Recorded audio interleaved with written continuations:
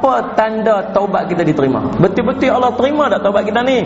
Ni yang kita duk istighfar ni, yang kita duk buat kebaikan ni, kita duk berhenti buat maksiat ni, kita azam tak mau buat lagi ni, kita sungguh-sungguh nak jadi baik ni. Betul-betul Allah terima ataupun tidak? Tengok 4 tanda ni ada dekat kita.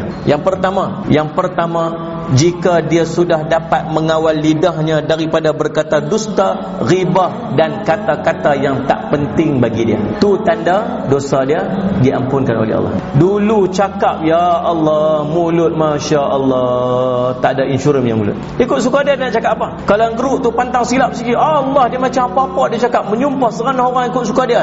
Ada tak orang macam ni tuan? Cakap maki hamun, cakap kasar, cakap tak ingat orang ni. Fitnah orang, kadang-kadang ribah mengumpat. Tuan, kalau Allah terima taubat dia, dia akan berubah jadi orang yang menjaga perkataannya. Kata Nabi, man kana yu'minu billah wal yawmil akhir falyaqul khairan aw liyasmut. Barang siapa beriman kepada Allah dan hari akhirat, maka dia akan bercakap yang baik-baik saja. Kalau tak mampu, dia diam. Sallallahu alaihi wasallam Muhammad. Tuan-tuan, sallallahu alaihi wasallam Muhammad. Pertama, tanda taubat orang tu Allah terima ialah dia menjaga percakapan dia. Yang kedua, apa dia? Dia sudah hilang rasa hasad, hilang iri hati dan dengki terhadap manusia lain. Tak ada lah.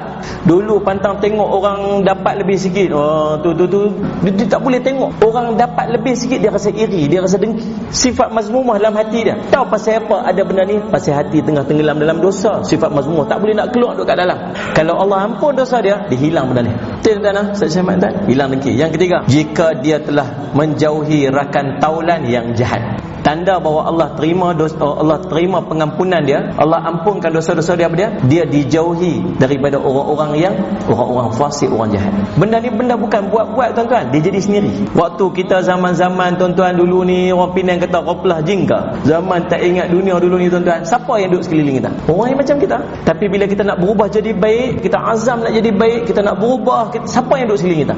Allah akan gantikan sahabat-sahabat yang sesuai dengan keinginan jiwa kita yang kita nak buat tu. Tuan-tuan, sebab tu ulama kata ada 11 tanda dosa, kesan daripada dosa. Dan salah satu daripada tanda kesan daripada dosa ni apa? Bila kita buat dosa, Allah akan jauhkan orang baik daripada kita. Orang yang soleh, orang baik ni hidup dia barakah, dia duduk dalam keberkatan. Kalau kita duduk di sisi orang soleh, keberkatan tu akan menumpang mai dekat kita.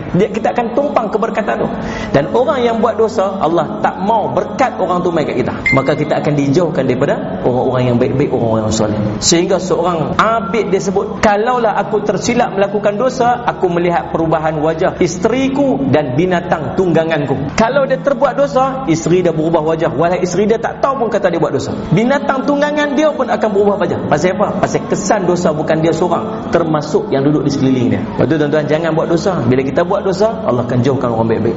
Maka orang yang Allah ampunkan dosa dia, Allah akan susun kehidupan dia. Yang duduk di sekitar dia ialah orang baik-baik. Kita duduk dengan orang baik bukan sebab kita baik tuan-tuan, sebab kita tahu kita tak baik. Sebab tu kita nak duduk dengan orang baik. Kita malu nak buat maksiat sebab yang duduk sekeliling kita ialah orang baik. Dan yang keempat, yang terakhir, dia sentiasa beristighfar, menyesali dosa-dosanya yang lalu serta bersungguh-sungguh melakukan ibadat terhadap Tuhan dia. Tanda dosa dia diampunkan apa ni? Dia rajin istighfar lagi Allah ampun dosa dia, lagi dia minta ampun, lagi dia minta ampun, lagi dia Allah ampun dosa, lagi dia minta ampun. Tahu pasal apa? Sebab hatinya dah bersih dan dia mula rasa dosa. Dulu hati dia tenggelam dalam dosa, dia tak berasa berdosa, sebab tu dia kurang istighfar. Tapi bila hati dah bersih daripada dosa, dah jernih dah, waktu tu setiap dosa dia berasa, maka dia banyak istighfar dan dia memperbanyakkan ibadat dia. Sebab apa? Sebab dia nak Allah ampunkan dosa dia. Makin bertambah ibadat. Ni 4 tanda Allah mengampunkan dosa dan Allah telah menerima dosa, menerima